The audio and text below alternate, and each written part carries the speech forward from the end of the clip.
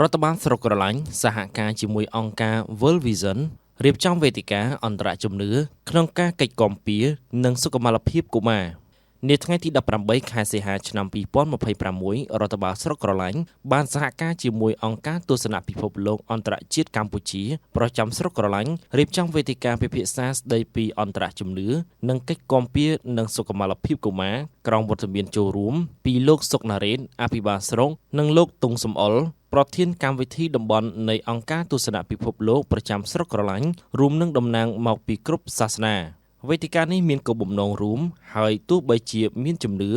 សាសនាខុសៗគ្នាក៏ដោយតែវេទិកានេះបានឆ្លុះបញ្ចាំងពីស្មារតីសាមគ្គីភាពនិងគោលដៅរួមតែមួយក្នុងការអប់រំសីលធម៌មេត្តាករុណានិងការការពារកុមារតាមរយៈការរួមគ្នាកាត់បន្ថយនិងលុបបំបាត់រាល់ទម្រង់នៃអំពើហិង្សានិងការរំលោភបំពានលើកុមារ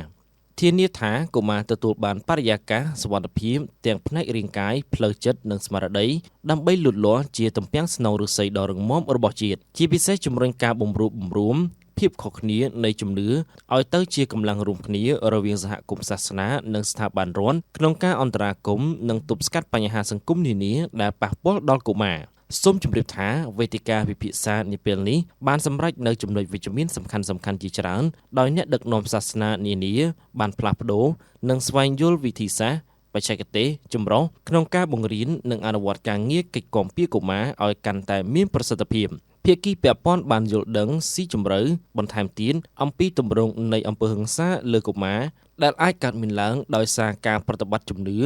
ឬទំនៀមទម្លាប់មួយចំនួនអង្គវេទិកាទាំងមូលបានបដិញ្ញាចិត្តយ៉ាងមុតមាំពីគ្រប់ភាគីពាក់ព័ន្ធក្នុងការបន្តដៃគូសហការដើម្បីលើកកម្ពស់សុខុមាលភាពនិងកិច្ចគាំពារកុមារនៅក្នុងស្រុកក្រឡាញ់ទាំងមូលឲ្យកាន់តែប្រសើរឡើង។